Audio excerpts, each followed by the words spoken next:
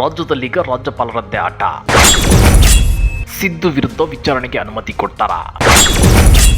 Lawyer Siddaramaiah ನಡೆ ಏನು?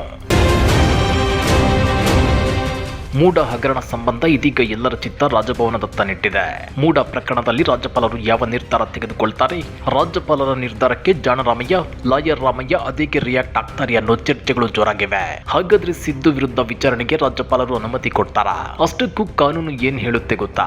ಅದನ್ನ ಡೀಟೇಲ್ ಆಗಿ ತೋರಿಸ್ತೀವಿ. ಆದ್ರೆ ಅದಕ್ಕಿಂತ ಮೊದಲು ಹಲೋ ಕನ್ನಡ ಯೂಟ್ಯೂಬ್ ಚಾನಲ್ ಅನ್ನು ಸಬ್ಸ್ಕ್ರೈಬ್ ಮಾಡ್ಕೊಳ್ಳಿ. ಹಾಗೇನೇ ಪಕ್ಕದಲ್ಲಿರೋ ಬೆಲ್ ಬಟನ್ ಅನ್ನು ಪ್ರೆಸ್ ಮಾಡಿ. ಮೂಡ ಹಗರಣ ಈ ಪ್ರಕರಣದಲ್ಲಿ ಸಿಎಂ ಸಿದ್ದರಾಮಯ್ಯನವರ ಮೇಲೆ ಗುರುತರ ಆರೋಪ ಕೇಳಿ ಬರ್ತಿಲ್ಲ. ಹೀಗಿದ್ರೂ ವಿನಾಕಾರಣ ಸಿದ್ದು ವಿರುದ್ಧ ದೂರು ಕೊಟ್ಟು ಕಾನೂನು ಅಸ್ತ್ರವನ್ನ ಪ್ರಯೋಗಿಸಿ ಆಟ ಆಡೋಕೆ ಬಿಜೆಪಿ ನಾಯಕರು ಮುಂದಾದಂತೆ ಕಂಡು ಬರ್ತಿದೆ. ಇದಕ್ಕಾಗಿ ರಾಜ್ಯಪಾಲರ ಅಧಿಕಾರವನ್ನ ಬಿಜೆಪಿ ನಾಯಕರು ದುರ್ಬಳಕೆ ಮಾಡಿಕೊಳ್ಳಲು ಮುಂದಾದಂತೆ ಕಂಡು ಬರ್ತಾ ಇದೆ. ನಿಮ್ಗೆ ಗೊತ್ತಿರಲಿ, ಮೂಡ ಹಗರಣವನ್ನೇ ಅಸ್ತ್ರ ಮಾಡಿಕೊಂಡಿರೋ ಬಿಜೆಪಿ ಪಾದಯಾತ್ರೆ ನಡೆಸಲು ಸಜ್ಜಾಗಿದೆ. ಜೊತೆಗೆ ಸಿಎಂ ಸಿದ್ದರಾಮಯ್ಯ ರಾಜೀನಾಮೆಗೆ ಪಟ್ಟು ಹಿಡಿದಿದೆ. ಇತ್ತ ಮೂಡ ಹಗರಣ ಸಂಬಂಧ ಸಿಎಂ ಸಿದ್ದರಾಮಯ್ಯ ವಿರುದ್ಧ ವಿಚಾರಣೆಗೆ ಅನುಮತಿ ನೀಡುವ ಕುರಿತು ರಾಜ್ಯಪಾಲ ತಾವರ್ ಚಂದ್ ಗೆಹ್ಲೋಟ್ ವರದಿ ಕೇಳಿದ್ದಾರೆ.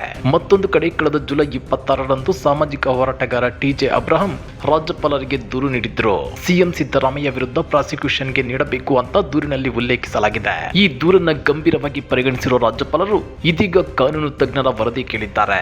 ಮಧ್ಯಪ್ರದೇಶ, ಮಹಾರಾಷ್ಟ್ರ, ಕರ್ನಾಟಕದ ಪ್ರಮುಖ ಪ್ರಕರಣಗಳು ಮತ್ತು ನಿವೃತ್ತ ಲೋಕಾಯುಕ್ತ ನ್ಯಾಯಮೂರ್ತಿ ಸಂತೋಷ್ ಹೆಗ್ಡೆ ನೀಡಿದ್ದ ತೀರ್ಪನ್ನ ಉಲ್ಲೇಖಿಸಿ ತಜ್ಞರು ವರದಿ ನೀಡಿದ್ದಾರೆ ಎನ್ನಲಾಗಿದೆ. ಅತ್ತ ರಾಜ್ಯಪಾಲರು ಮೂಡ ಹಗರಣವನ್ನ ಗಂಭೀರವಾಗಿ ತೆಗೆದುಕೊಳ್ಳುತ್ತಿದ್ದಂತೆಯೇ ಇತ್ತ ಸಿಎಂ ಸಿದ್ದರಾಮಯ್ಯ ಕೂಡ ಅಲರ್ಟ್ ಆಗಿದ್ದಾರೆ. ಇವತ್ತು ಸಚಿವ ಸಂಪುಟ ಸಭೆ ಕರೆದಿದ್ದು ಪ್ರಾಸಿಕ್ಯೂಷನ್ಗೆ ಅನುಮತಿ ನೀಡದಂತೆ ಸಂಪುಟ ಸಭೆಯಲ್ಲಿ ನಿರ್ಣಯ ಅಂಗೀಕರಿಸುವ ಬಗ್ಗೆ ಚರ್ಚಿಸಲಾಗಿದೆ. ಒಂದು ಸಾಲಿನ ನಿರ್ಣಯ ಸಂಪುಟದಲ್ಲಿ ಅಂಗೀಕಾರವಾಗುವ ಸಾಧ್ಯತೆ ಇದೆ. ಹೀಗಾಗಿ ದ್ವಂದ್ವ ಉಂಟಾಗಬಾರದು ಅಂತೇಳಿ ಸಿಎಂ ಸಿದ್ದರಾಮಯ್ಯ ಸಂಪುಟ ಸಭೆಯಿಂದ ಅಂತರ ಕಾಯ್ದುಕೊಳ್ಳುವ ಸಾಧ್ಯತೆ ಇದೆ. ಪರಿಸ್ಥಿತಿ ಹೀಗಿರುವಾಗಲೇ ಸಚಿವ ಸಂಪುಟದಲ್ಲಿ ಸಿದ್ದರಾಮಯ್ಯ ತಮ್ಮ ಪರ ನಿರ್ಣಯ ಅಂಗೀಕರಿಸಿಕೊಂಡರೆ ಪ್ರಾಸಿಕ್ಯೂಷನ್ಗೆ ಅನುಮತಿ ನೀಡುವ ಅಧಿಕಾರ ರಾಜ್ಯಪಾಲರಿಗೆ ಇದೆಯಾ ಅಥವಾ ಇಲ್ವಾ ಅನ್ನೋ ಚರ್ಚೆಗಳು ನಡೀತಾ ಇವೆ. ಕೆಲ ಹಿರಿಯ ವಕೀಲರು ಹೇಳೋ ಪ್ರಕಾರ ಸಂಪುಟದಲ್ಲಿ ನಿರ್ಣಯ ಅಂಗೀಕಾರವಾದರೂ ಸಹ ಆರ್ಟಿಕಲ್ 163ರಲ್ಲಿ ಉಲ್ಲೇಖಿಸಿರುವಂತೆ ರಾಜ್ಯಪಾಲರು ಪ್ರಾಸಿಕ್ಯೂಷನ್ಗೆ ಅನುಮತಿ ನೀಡುವ ಅಧಿಕಾರ ಹೊಂದಿದ್ದಾರೆ ಎನ್ನಲಾಗ್ತಿದೆ. 2004ರಲ್ಲಿ ಮಧ್ಯಪ್ರದೇಶದ ಇಬ್ಬರು ಸಚಿವರ ಮೇಲೆ ದೂರು ದಾಖಲಾಗಿತ್ತು. ಆಗ ಕ್ಯಾಬಿನೆಟ್ ಅಂಗೀಕಾರ ಇರಲಿಲ್ಲ. ರಾಜ್ಯಪಾಲರು ಕ್ಯಾಬಿನೆಟ್ಗೆ ಒಪ್ಪದೆ ತಾವಾಗಿಯೇ ಅನುಮತಿ ನೀಡಿದ್ದನ್ನ ಸುಪ್ರೀಂ ಕೋರ್ಟ್ ಒಪ್ಪಿತ್ತು. ಆದ್ರೆ ನೇರವಾಗಿ ಕೇಂದ್ರದ ತನಿಖಾ ಸಂಸ್ಥೆಗೆ ನೀಡುವ ಹಾಗಿಲ್ಲ ಅಂತೇಳಿ ತಿಳಿಸಿದ್ರು. ಇದು ಕೇವಲ ನೈತಿಕ ಪ್ರಶ್ನೆ ವಿಚಾರದಲ್ಲಿದ್ದಾಗ ಮುಖ್ಯಮಂತ್ರಿಯಾಗಿ ಮುಂದುವರಿಯಬಹುದು. ದೆಹಲಿ ಸಿಎಂ ಕಸ್ಟಡಿಯಲ್ಲಿದ್ರು ಅವರು ಇನ್ನೂ ರಾಜೀನಾಮೆ ನೀಡಿಲ್ಲ.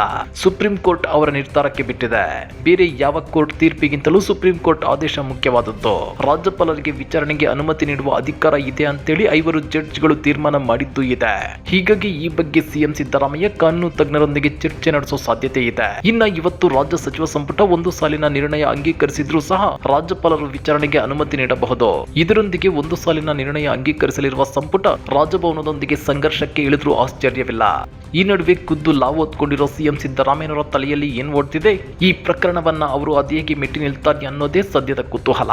ಈ ಬಗ್ಗೆ ನೀವೇನಂತೀರಾ? ಕಮೆಂಟ್ ಮಾಡಿ, ವಿಡಿಯೋ ಲೈಕ್ ಮಾಡಿ, ಶೇರ್ ಮಾಡಿ. ಇಂಥ ಮತ್ತಷ್ಟು ರೋಚಕ ರಾಜಕೀಯ ಸುದ್ದಿಗಳನ್ನ ಮಿಸ್ ಮಾಡದೆ ನೋಡಬೇಕು ಅಂದ್ರೆ ಹಲೋ ಕನ್ನಡ ಯೂಟ್ಯೂಬ್ ಚಾನಲ್ ಅನ್ನ ಸಬ್ಸ್ಕ್ರೈಬ್ ಮಾಡ್ಕೊಳ್ಳಿ.